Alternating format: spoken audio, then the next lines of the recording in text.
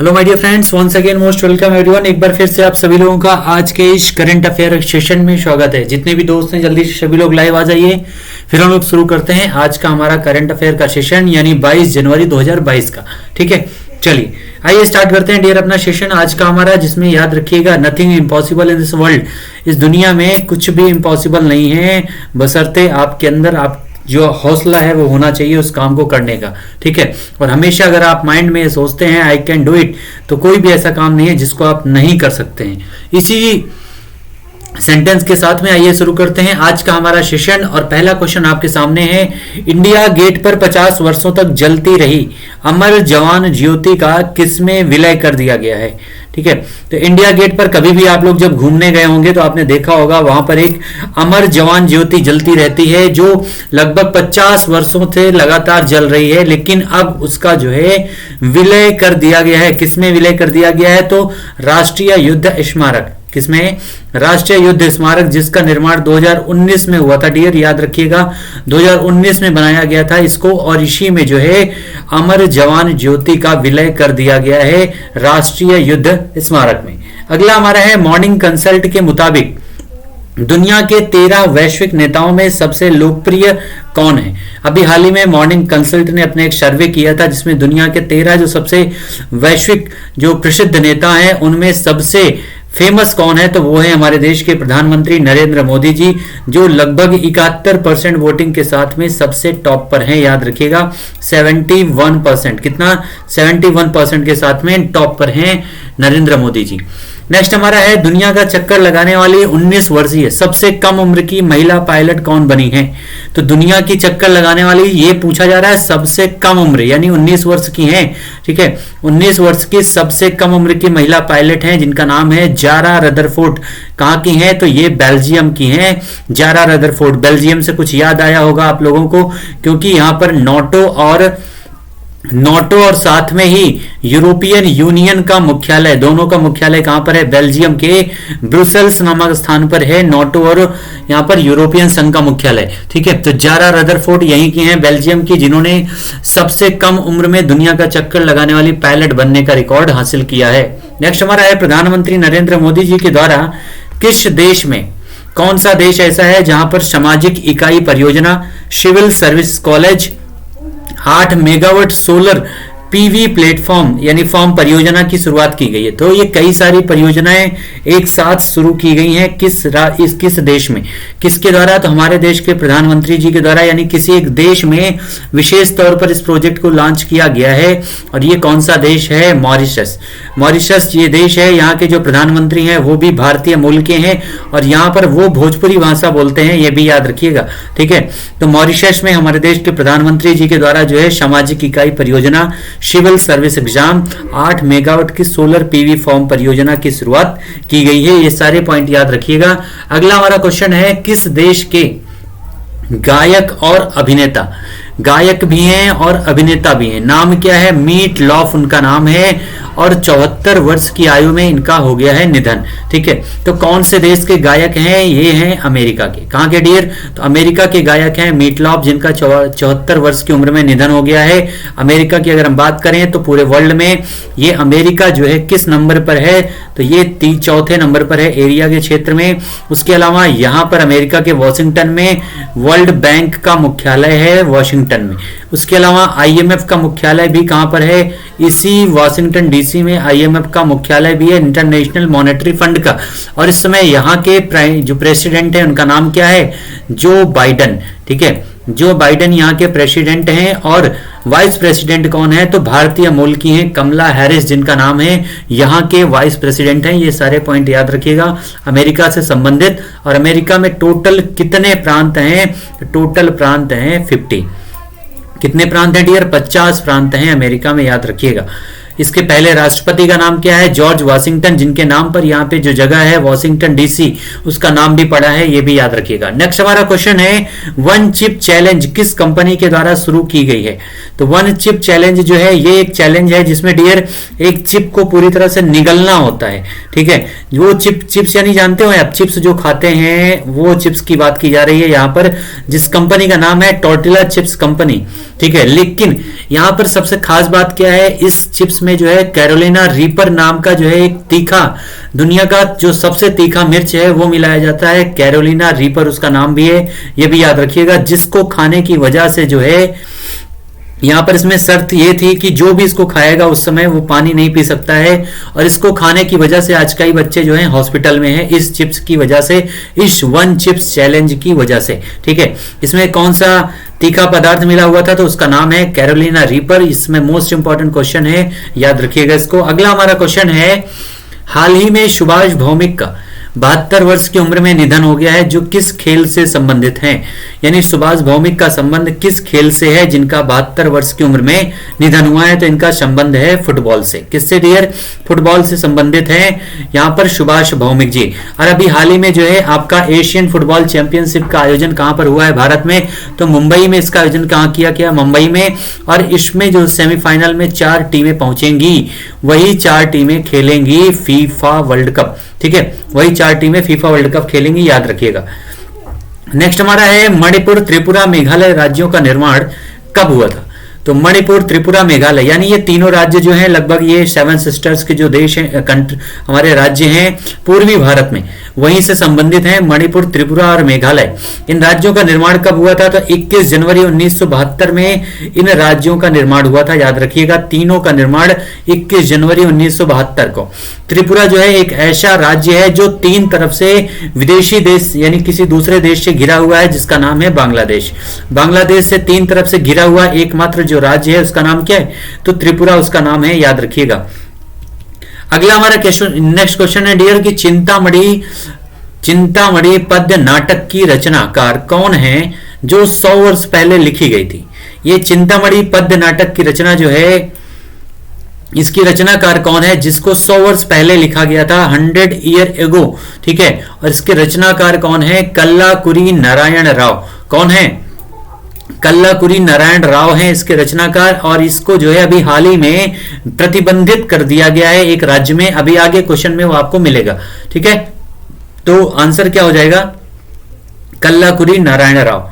Climate of India during 2021 किस मंत्रालय के द्वारा ये रिपोर्ट जारी की गई है? क्लाइमेट ऑफ इंडिया ड्यूरिंग 2021 तो किसके द्वारा जारी किया गया है? तो भारत मौसम विज्ञान विभाग के द्वारा। ठीक है, भारत मौसम विज्ञान विभाग के द्वारा इसको जारी किया गया है, क्लाइमेट ऑफ इंडिया ड्यूरिंग 2021। आइए बढ़ते हैं हमारे प्रश्नोत्तरी पर, जिसमें हम ऑब्जेक्टिव क्वेश्चन को डिस्कस करेंगे। और पहला क्वेश्चन आपके सामने है, कोविड-19 टीकाकरण अनिवार्य करने वाला, कोविड-19 टीकाकरण अनिवार्य करने वाला यूरोपीय संघ का पहला देश कौन सा बना है? तो कोविड टीकाकरण को अनिवार्य करने वाला यूरोपीय संघ का पहला देश कौन सा बना है डियर? तो वो है ऑस्ट्रिया। ऑस्ट्रिया की संसद ने इस कोविड-19 टीकाकरण को अनिवार्य कर दिया है। और ये यूरोपीय संघ का मतलब समझ रहे हैं, इसमें 30 देश हैं। कितने डियर? 30 देश हैं, और वही सदस्य जो है नाटो में भी शामिल हैं। नाटो में भी वही सदस्य शामिल हैं, याद रखिएगा, जिसमें ऑस्ट्रिया जो है उसने टीकाकरण को अनिवार्य कर दिया है।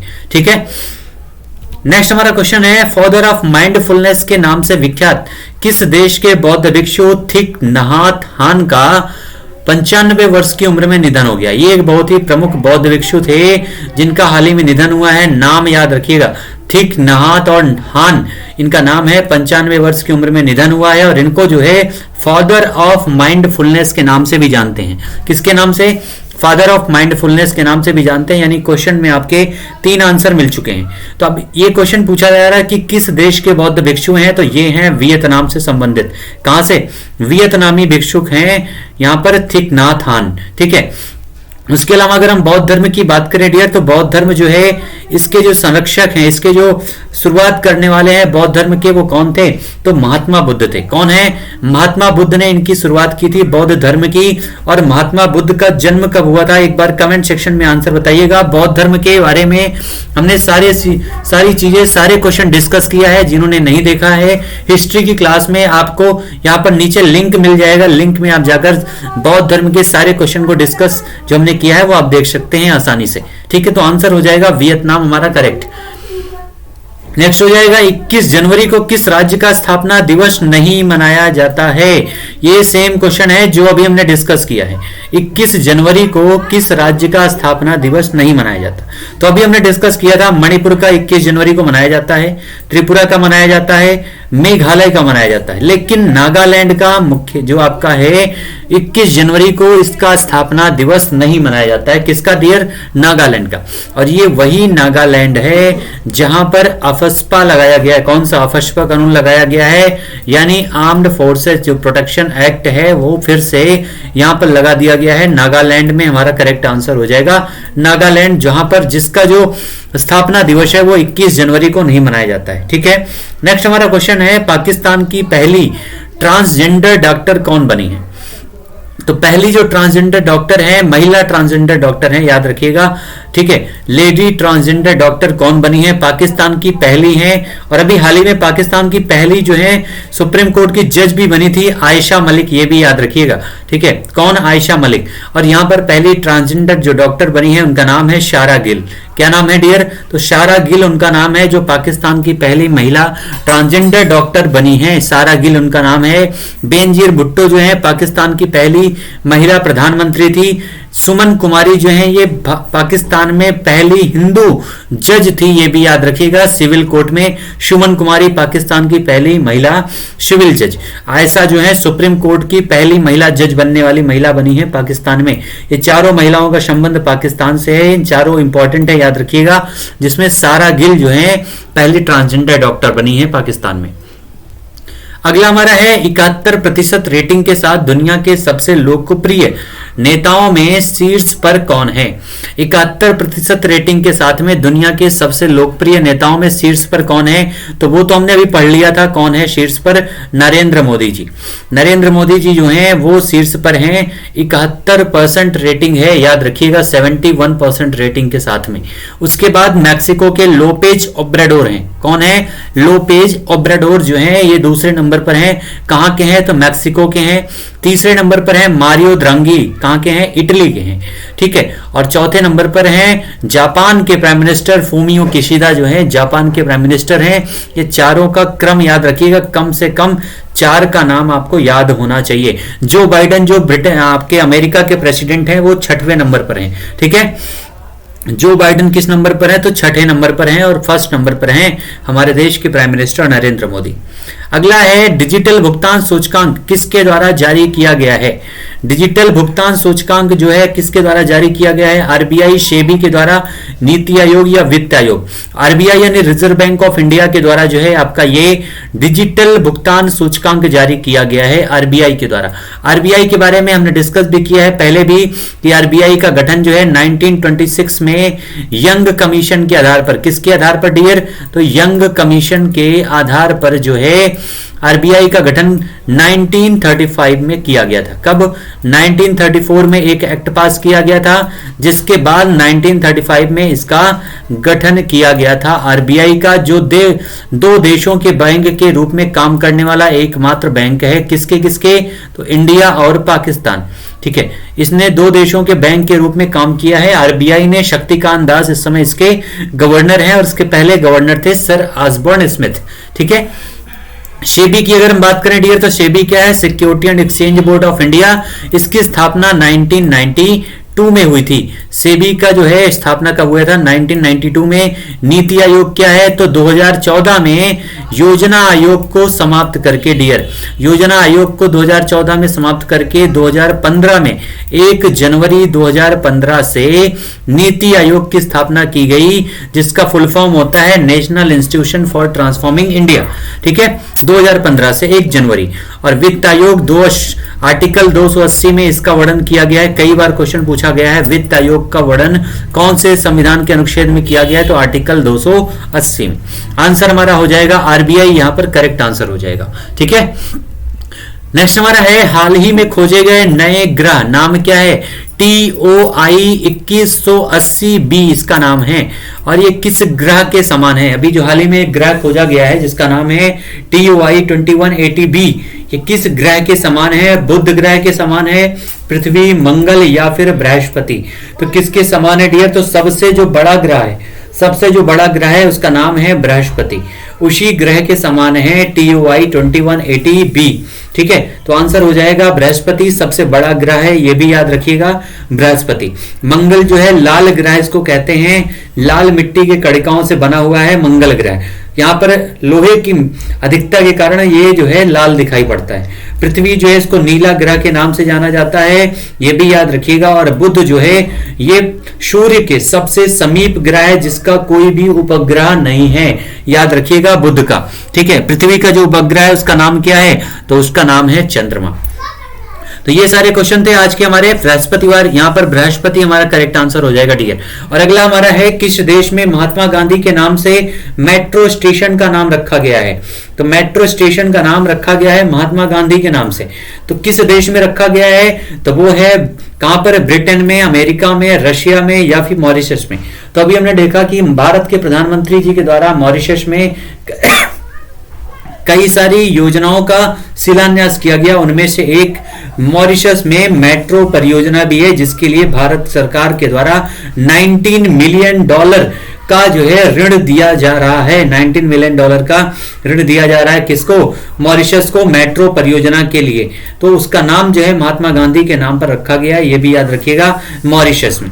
ठीक है, ये सारे हमारे जितने भी क्वेश्चन थे बहुत ही इंपॉर्टेंट है डियर आज के सेशन के। और किस राज्य सरकार के द्वारा 100 साल पुराने चिंतामणि पद्य नाटकम पर प्रतिबंध लगा दिया गया। ये जो क्वेश्चन अभी हमने पीछे डिस्कस किया था कि 100 साल पहले जो नाटक लिखा गया था उसका नाम है चिंतामणि पद्य नाटकम, और उस पर प्रतिबंध लगा दिया है किसने, किस राज्य के द्वारा, नागालैंड, आंध्र प्रदेश, तेलंगाना या फिर तमिलनाडु के द्वारा। तो ये प्रतिबंध लगाया गया है आंध्र प्रदेश सरकार के द्वारा। किसके द्वारा डियर, आंध्र प्रदेश सरकार के द्वारा इसको प्रतिबंध लगाया गया है, याद रखिएगा आंध्र प्रदेश के द्वारा। ठीक है, अमरावती इसकी कैपिटल है, ये भी याद रखिएगा। 2014 में इससे जो है एक राज्य तेलंगाना अलग हो गया है 2014 में। नेक्स्ट हमारा क्वेश्चन है जेरी हैमलेट किस प्रदेश में है। जेरी हैमलेट एक जगह का नाम है जो किस प्रदेश में है, ये क्वेश्चन पूछा जा रहा है, जिसे उस राज्य का पहला दुग्ध गांव घोषित किया गया है। पहला दुग्ध गांव घोषित किया गया है उस राज्य का, और ये किस राज्य में है जेरी हैमलेट, तो ये है जम्मू और कश्मीर में, भारत का स्वर्ग जिसे कहा जाता है जम्मू कश्मीर। ठीक है, यहीं पर है आपका जेरी हैमलेट, यहीं पर आपके जम्मू कश्मीर में जो है जो आपका यूनियन टेरिटरी बनाया गया है 2019 में लद्दाख को अलग करके। ठीक है, लद्दाख को अलग करके। डांचीगम जो अभ्यारण्य है वो भी कहां पर है, तो जम्मू और कश्मीर में ही है डांचीगम अभ्यारण्य, वो भी याद रखिएगा। डल झील, भूलर झील कहां पर है, तो वो भी जम्मू कश्मीर में है। नाग झील, शेषनाग झील, बैरी नॉक झील, नागिन झील, ये सारे आपके जो है जम्मू कश्मीर में आपको मिलेंगे। श्रीनगर इसकी कैपिटल है, याद रखिएगा जम्मू एंड कश्मीर की। पाकिस्तान और चाइना को टच करता है, लेकिन इसके जो बॉर्डर है वो 107 किलोमीटर अफगानिस्तान के साथ भी टच होती है, लेकिन वो 107 किलोमीटर आज जो है पाकिस्तान के कब्जे में है, ये याद रखिएगा। ठीक है, तो आंसर हमारा हो जाएगा जम्मू और कश्मीर। तो ये सारे सेशन में आज हमारे क्वेश्चन थे डियर, जो भी इंपॉर्टेंट क्वेश्चन थे आपके एग्जाम के लिए। ठीक है, तो जल्दी से एक बार सेशन को आप लोग लाइक कर दीजिएगा, शेयर कर दीजिएगा सारे दोस्तों के बीच में, और फिर से हम लोग मिलते हैं नेक्स्ट अपने सेशन में। तब तक के लिए आप लोग एंजॉय कीजिए, पढ़ते रहिए मस्ती के साथ। Thank you so much all my dear students.